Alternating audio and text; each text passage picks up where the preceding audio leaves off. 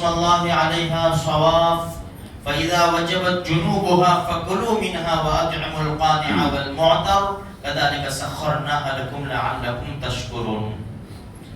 دیکھو گزشتہ کل ہم نے سنا تھا کہ اللہ تبارک و تعالیٰ نے قربانی ہر امت کے اوپر مقرر کی. اس کا طریقہ الگ الگ رہا اور جن لوگوں کے اوپر قربانی مقرر کی وہ لوگ شوق سے قربانی کرتے تھے. جس طرح ہم بھی الحمدللہ بہت بڑا طبقہ ہے بڑے شوق سے قربانی کرتے.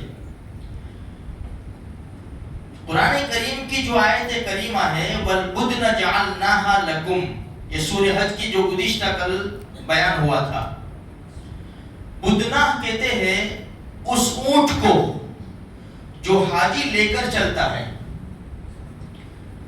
حجاج کرام اونٹ لے کر آتے تھے کیونکہ عرب کے اندر زیادہ اونٹ پائے جاتے، اس کو ہدی کہتے اور اس کو نحر کرتے.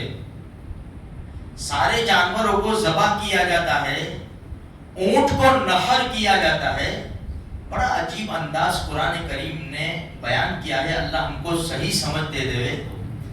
قرآن کہتا ہے کہ وَالْبُدْنَ جَعَلْنَاهَا لَكُمْ مِنْ شَعَائِرِ اللَّهِ. سب سے پہلی بات یہ ہے کہ بدنہ یعنی وہ اونٹ جو لے کر آیا حاجی، یہ اللہ کی شعائر میں سے، اللہ کی نشانیوں میں سے ہے. لَكُمْ فِيهَا خَيْرٌ، تمہارے لیے اس میں بھلائی ہے. یہاں تفسیر میں سفیان ثوری رحمۃ اللہ علیہ کے پاس اگر قربانی کے وقت پیسہ نہیں ہوتا تھا نا تو قرض لے کر قربانی کرتے تھے، یعنی دینے کی نیت سے. تو اللہ والے تھے، وہ تو کسی کا باقی نہیں رکھتے تھے نا. جیسا تھوڑی ہے کہ ابھی لے لو پھر دیکھا جائے گا. نہیں، اس بات کا یقین ہو کہ میں ادا کر دوں گا، میرے پاس سہولت ہے، میرے پاس پیسہ آئے گا. تو پھر کسی نے کہا آپ کے پاس کچھ نہیں ہے اور آپ قرض لے کر قربانی کرتے ہو، تو کیا کہا؟ لَكُمْ فِيهَا خَيْرٌ. رب نے جب کہا اس میں بھلائی ہے تو پھر میں کیوں نہ کروں. خیر، فَاذْكُرُوا اسْمَ اللَّهِ عَلَيْهَا صَوَافَ، اللہ کا نام لو اس پر. یہ صفوں میں لگاتار کھڑے ہوئے ہیں اونٹ. اونٹ وہ جانور ہے بڑا ڈیل ڈول والا ہے، پہاڑوں میں جنگلوں میں چلنے والا، جو 7 دن کا پانی اپنے اندر ریزرو کر کے رکھتا ہے. اور ہم بیٹھتے ہیں تو ایک حصہ بلتا ہے، اس کے 2 حصے بلتے ہیں. بڑا عجیب ڈیل ڈول والا جانور ہے. جب غصے میں ہوتا ہے نا اپنے منہ سے آدمی کی کھوپڑی کو پکڑ لیتا ہے. لیکن اللہ نے ایسا مسخر کر دیا انسانوں کے لیے، ایک چھوٹا سا بچہ اس کی نکیل پکڑ کر جہاں لے جانا چاہتا ہے لے جاتا ہے. تو قرآن کہتا ہے فَاذْكُرُوا اسْمَ اللَّهِ عَلَيْهَا صَوَافَ، یہ صفوں میں کھڑے ہوئے تھے لگاتار. ان کو نحر کیا جاتا ہے. نحر کسے کہتے ہیں؟ گردن اور سینے کے بیچ میں ایک تھوڑا سا کھڈا ہوتا ہے جہاں نیزہ مارا جاتا ہے. نیزہ ہم جیسوں کا کام نہیں ہے، اس میں علم بھی ہونا ضروری ہے، جانکاری بھی ہونا ضروری ہے، تجربہ بھی ہونا ضروری ہے اور طاقت بھی ہونا ضروری ہے. اس لیے کہ نیزہ واپس آتا ہے. اس طرح زور سے نیزہ مارا جاتا ہے نا، جن کو تجربہ ہے گھس جاتا ہے اندر اور خون کا فوارہ چھوٹتا ہے. میرے بھائیوں، حجۃ الوداع کے موقع پر دونوں جہان کے سردار امام الانبیاء صلی اللہ علیہ وسلم نے 100 اونٹ کی قربانی کی. ہم نے کبھی سوچا 63 اونٹ کی قربانی ہم نے ہمارے نبی نے اپنے ہاتھ سے کی. اندازہ لگاؤ ہمارے نبی کے اندر اللہ نے کتنی طاقت کا مادہ رکھا ہوگا. 63 اونٹ، 63 ہمارے بھائی ذبح کرنا آسان ہے، جانور ذبح کرنا آسان ہے، نحر کرنا یہ اتنا آسان نہیں ہے. ہم لوگوں کا تو کام ہی نہیں ہے. نبی کریم صلی اللہ علیہ وسلم نے 63 اونٹ کو نحر کیا.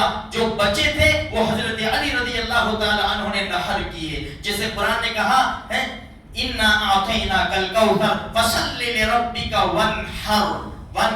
تو یہاں قرآن نے کہا یہ اچھا ایک بات اور عجیب یہ تھی، جب 100 اونٹ لائن سے کھڑے تھے نا، عجیب تفسیر میں لکھا ہے، حدیثوں میں آتا ہے، ہر اونٹ جلدی کرتا تھا، ہر اونٹ جلدی کرتا تھا کہ اللہ کے نبی سب سے پہلے مجھے نہر کرو، مجھے نہر کرو۔ وہ پہچانتے تھے کہ یہ اللہ کے نبی ہیں، آگے گردنیں کرتے تھے اور کھڑے ہو جاتے تھے ادب عزت کے ساتھ۔ دونوں جہان کے سردار ایک نیزہ لگاتے تھے، خون کا فوارہ چھوٹتا تھا۔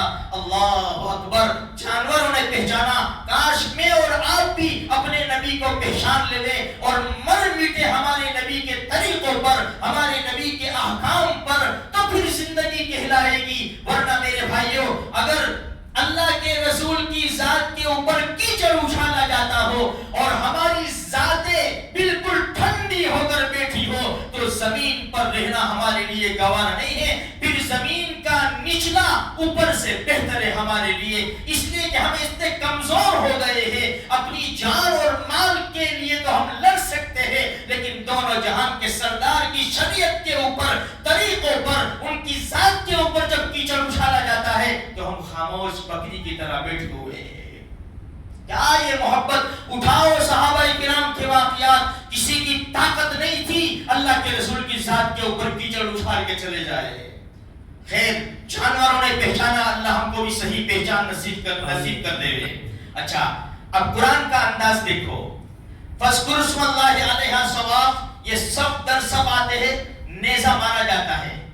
اچھا، پھر کیا ہے؟ فَإِذَا وَجَبَتْ جُنُوبُهَا، جب خون کا فوارہ نکلتا ہے، خون آہستہ آہستہ نکل کر جانور کمزور ہو جاتا ہے تو اب بیٹھ جاتا ہے۔ فَإِذَا وَجَبَتْ جُنُوبُهَا، اسی لیے یہاں سے مسئلہ نکلا، جب جانور کو ذبح کیا جائے یا نہر کیا جائے، نہر کھڑا کر کے جانور کا ایک پاؤں بایاں پاؤں باندھ دیا جاتا ہے اور 3 پاؤں کھلے رکھے جاتے ہیں اور کھڑے اونٹ کو نہر کیا جاتا ہے، باقی دوسرے جانوروں کو لٹا کر ذبح کیا جاتا ہے۔ تو فرمایا خون برابر نکل جانے دو، اس کی روح نکل جانے دو، اس کے بعد چمڑا اتارنے کی فکر کرو۔